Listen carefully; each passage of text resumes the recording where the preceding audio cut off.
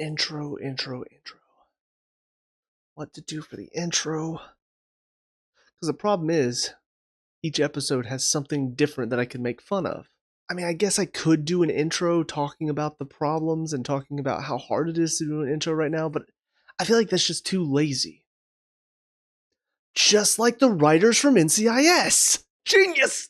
What's up, guys? Mason the Brock Henderson here, and this is NCIS Season 20, Episode 4, Leave No Trace. Might as well be a CW episode. I mean, it's just a stupid love triangle between Jimmy Knight and one of her ex-boyfriends. I mean, was there ever any danger of that happening? Of them breaking up over this? Of her going back to this guy? I mean, if they did, it would be even more stupid. So the only two options are things remain the way they are. Maybe they get a little bit closer at the end of it, or she goes back to her ex-boyfriend. Either way, it's a dumb storyline, and I don't care about it. I'm not here for the relationship drama, the high school relationship drama, by the way, because they're acting like children in all of this. Like, Jimmy's asking her to go away with him on this weekend, and instead of just being like, I don't know, are we there yet? Instead of just talking to him, she's like, oh, a whole weekend of us together. Oh, you're mulling. Yeah, I am. Is it a good mulling or a bad mulling? Just talk to each other. Holy shit. I mean, how hard is this? And then, of course, her ex-boyfriend shows up because he heard NCIS was going to be on this case. And, of course, how do they meet him? Oh, he's coming out and he's naked. And, oh, look at his body. Ooh, is Jess going to go back? Why? Why do we have to do this shit? I'm not in a good mood after this one. I'm really not. Because it's so stupid. It's shallow as well for some of it because they're talking about, oh, well, look at how he looks. Who gives a shit? I mean, at this point in your lives, you should already know looks are not everything. You obviously want to be with somebody you're attracted to. But at this point in your life, you've already had enough experiences. You should know looks are not everything. Sometimes the best looking people might end up being the biggest assholes. It's just the end of it. And at the end of the day, that's what this guy is. Oh, he's so good looking. He's got a great body. Yeah, but he's not a good person. And even just the way he handled Jimmy in this episode, he's not a good person. Oh, I'm coming to win her back. Win her back? And Jimmy even says she's not some trophy to be won. Like, she dumped you because of all the stuff you did wrong. And you coming to win her back just makes you look like even more of an asshole, especially when you find out she's currently interested in another guy. Why is this interesting? It just makes all of them look stupid and shallow. And then for Torres, his whole story, it's super predictable. He's sitting there talking about, oh, I'm just not excited at all for this dinner with this dude. He's so happy to see me. And all I can think is, I mean, this is going to work one of two ways. Either it's a woman, an attractive woman, and for some reason he doesn't know, even though I feel like you would see who bid on you, more than likely. You would not just get a message from them and be like, hey, I won. You would be able to actually see them. And on top of that, how would she have not mentioned at some point she's a woman? But the other possibility was that it was going to be a guy that's actually really cool and somebody he would want to hang out with and somebody he'd actually become like close friends with. Maybe somebody that could even get him something that he wants to go see, like get him into a really cool sporting event or something like that. It just knew, as much as he was looking down on this whole thing, you knew it was going to work out for him. And honestly, that's not nearly as fun as if he assumed it was going to be something cool and then you come to find out it's actually not. Like, that is more funny to me than assuming the worst and then getting the best. Especially for somebody like Torres, who typically is overconfident, it's more fun to see him get shit than it is to see him shit on what he thinks is an awful opportunity and then turns out to be a good thing. It's almost like, yeah, that's why you should never be excited about things that you don't know the whole picture of, because, hey, it'll work out for you in the end. There's just nothing fun about that or funny. And the case is just another bland case. The guy gets stabbed in the woods. You don't know what it's about. Turns into a cocaine bear situation, which, did that movie come out before this or after this? I truly want to know, because it feels weird that they would reference it before the movie came out. So I would assume that it was coming out around this time. And so they were like, let's try to jump on the hype of Cocaine Bear, not realizing that it was going to, I think it seriously flopped. But just hearing that in this episode, Cocaine Bear, I'm like, oh my God. Oh, I can't believe we're doing this. But basically it's all about the cocaine.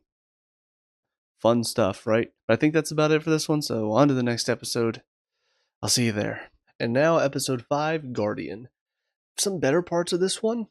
Overall, I think it's a pretty solid episode on the whole of it. This is the first time we've really seen Parker and Vance interact as much as they did.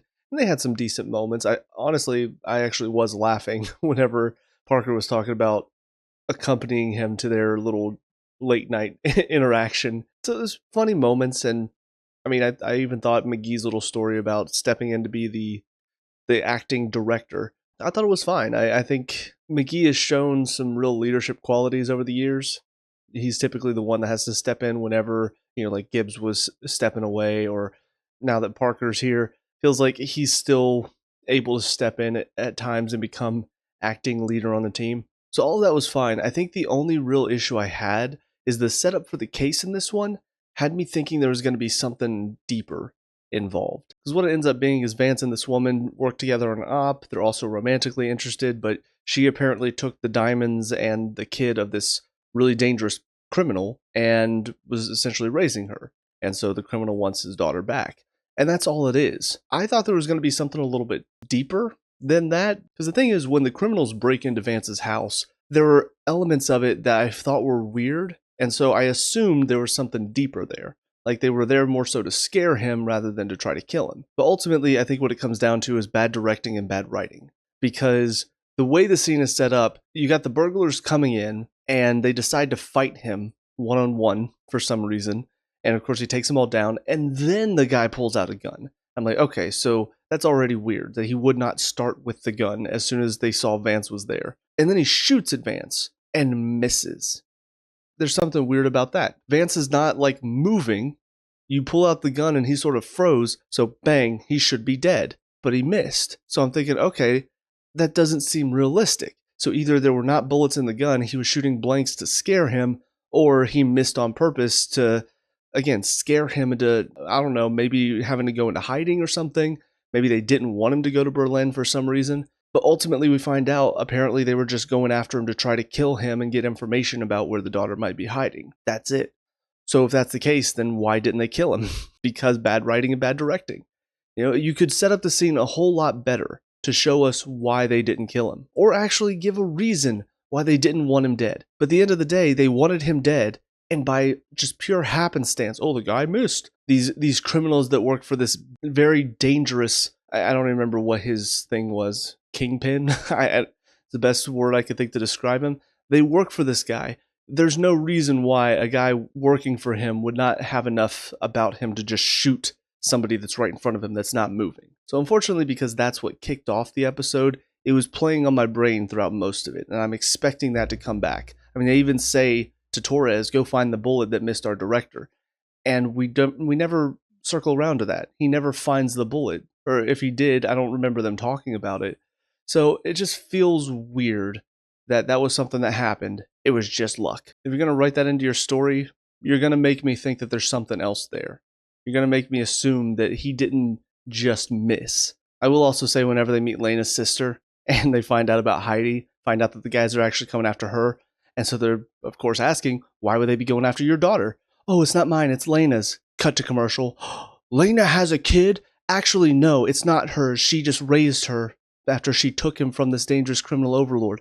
Why would you say it's her daughter then? Why would you say that other than we have an intense cut to commercial line? What's really dumb about it too is most of the time you have a cliffhanger like that, you have it at the end of an episode to build up for the next episode to get people to come back and watch. To have a line like that cutting into commercial break, like what do you think people are watching, and whenever it cuts to commercial break they're like, oh, you know what, I guess I'm done watching this show. I know there's still 10-15 minutes left, but I think I don't want to watch anymore. Wait a minute, Lena has a kid? Well, I gotta stick around now and see what happens next.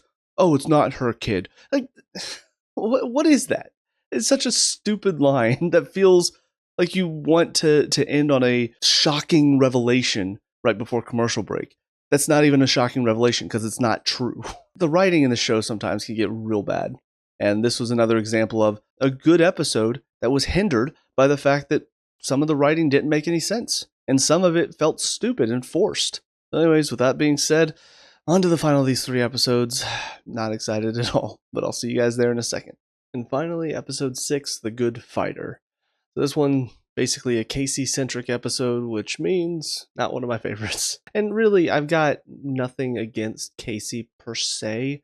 It's just anytime there's episodes focused solely on her, I always feel like, first of all, the Casey praise goes over the top. She is all of a sudden the best of the best. Like, nobody could ever best her. Now all of a sudden she's a fighter. She's the one that gets picked to investigate everybody else. Like, that, there's just so much about the Casey episodes that are basically making Casey look like a god. Like, she's just amazing and the best there ever was. And I don't know, like, it feels unrealistic. Where everybody else, whenever they have episodes about them, it feels more so about personal stuff. It feels like they're deepening their characters. For Casey, whenever she has an episode, it's praising her and showing how awesome she is and having her do all these cool things. I don't know, can we get more about her personal life? Can we get more about her outside of what we see from her personality, which is kind of Abby, but maybe a bit more toned down now? So that was already not a great start. Also, this Otis guy, instead of picking somebody who maybe we've seen a couple times before, a couple of those random NCIS agents that we'll see around, but we don't really ever focus on them, instead of picking somebody like that, they throw in some new guy that I'm pretty sure we've never seen before. If I'm wrong, I'm wrong. But I'm pretty sure this is an entirely new character. And so because it's an entirely new character, to try to make us, the audience, care about it, they tell us all about what a great guy he was. Because show don't tell is dead, ladies and gentlemen. If there's anything I learned from watching the final season of Elementary and now with this episode, show don't tell is just bullshit. And you should always tell, don't show. Because telling is so much easier for the writers to do. Instead of introducing a character naturally and showing us why he's such a great character, just have the characters talk about how amazing he is. That will get the audience connected, right? All we have to do is just hear about it. That instantly connects us. Because they also say words speak louder than actions. That's also a thing. A word is worth 1,000 pictures. All of these sayings clearly exist. Oh wait, am I getting these backwards? Is it supposed to be that actually we're supposed to see it, not hear about it? That's weird, because why does this show keep doing that? Sorry, a little bit of a rant there. But yeah, it was just kind of ridiculous. I mean, when it was just one of them, I think it was Torres might have been the first one, or maybe it was Jimmy, to be like, oh, Otis, he was a really great guy. When it was just one, that was fine. I was like, okay, so he's a nice guy. But then they had everybody, outside of Parker, obviously, because he didn't know him. They had everybody. Oh, yeah, I remember this one thing he did. Oh, that was awesome. Yeah, I remember this one time. He's such a good guy. Just constantly to really try to bring us into him and be like, guys, he was great. You should feel sad about this. I don't, because I don't know who he is. And you telling me about him is not going to help me feel it. If you showed me, maybe even have some flashback scenes with him. It would be stupid, but at the very least, we would get to see him interacting with the team. And then to top it all off, having the one lady that was having Casey look into the team and all of that, having her be the one that's behind it, it's just meh. It felt sort of random. Like we just all of a sudden have her starting to brief Casey as they're about to find out who the bad guy is. And so it just, okay, so she's the bad guy then. You wouldn't have us randomly cutting away to the scene while the team is looking into who might be the bad guy, with her and Casey getting into a van alone. You wouldn't have that unless you wanted to set up for this tense moment where we find out she's the bad guy. And that's exactly how it worked. And of course you have the team coming up after Casey figures out, because she does the overdone. Because just saying it's overdone is not really good enough. You really have to amplify and show how overdone this stupid cliche is, where the bad guy lets some random thing slip for then the good guy to be like, wait, I didn't say anything about a charity. Where did you get that? How many times are we going to do that? I swear I've seen it at least 500 times. In all of the crime, superhero, whatever, I've seen it so many damn times. Like, I get sometimes that can happen whenever you don't realize what's been said and what's not been said. But at the same time, I feel like if somebody's being really careful about not letting their crime slip, they would be really careful and be like, all right, I need to be really careful what I say here to make sure I don't overplay my hand and show that I know too much. And every single time, she's not saying anything about a charity. Oh, well, I don't think it would be right to ask for a charity to give up all that money or something. I don't remember how she said it. But I'm just like, Who said anything about a freaking charity? And you're just all of a sudden talking about a charity as if you already know. Like, you're an idiot. What a dumbass. And on top of that, we hear voices coming from inside the van as the team's running up to help. And I'm like, well, we saw Casey fighting at the beginning of this episode, so clearly she's already subdued her. And sure enough, that's what happened, just to show how awesome Casey is. Like, it's so predictable. I don't understand how being so predictable can be seen as fun for the writers, for the director. Like, surely you have to look at this and go, everybody's going to know what's going on. Everybody's going to be able to predict these final 5-10 minutes, however long that lasted. And that's not fun for us. At least for me. Maybe some people are not able to predict this. Maybe some people do go in, turn their brains off, and they're sitting there surprised, like, oh no, Casey, is she going to be okay? Oh, thank goodness she managed to subdue all that Casey. She's amazing. Maybe some people are reacting like this. But for anybody, I feel, that are actually using their brains, that are watching this and aren't just mindlessly, oh, what's going to happen next?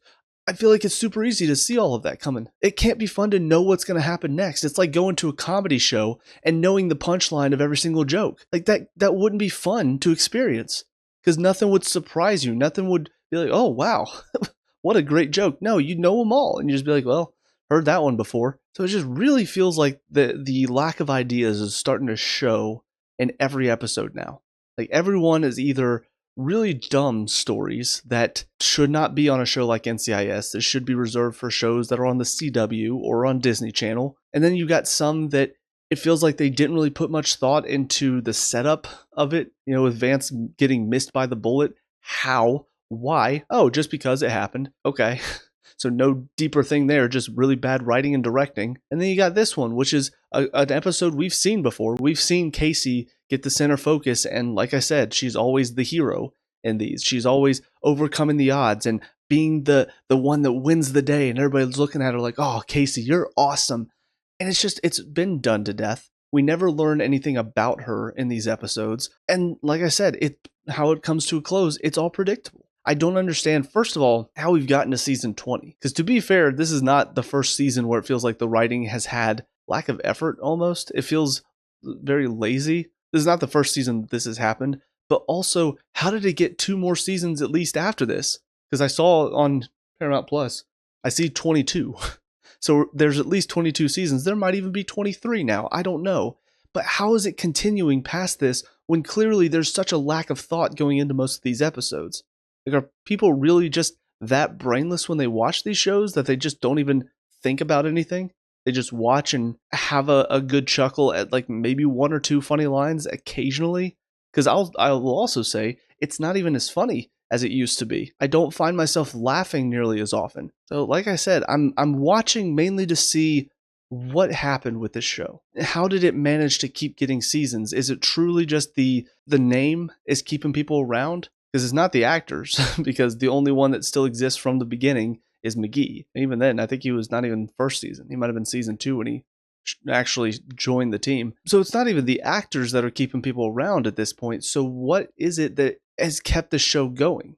Is it truly just the name? And people are like, I want more NCIS, even if the cases aren't all that interesting and maybe the stories are a little bland. It's still NCIS, so I'm still going to see what's going to happen next. I just want to know. I want to know, did they actually put some effort in? Is there actually something that's kept the show going? Or is this just brainless? I guess guilty pleasure is the closest thing that I could think to make that comparison. If that's the case, then I will be honest, it's going to be even harder to do these reviews, because if that's the case, then I feel like I'm going to be in for a rough time for this season and the upcoming seasons whenever I get to them.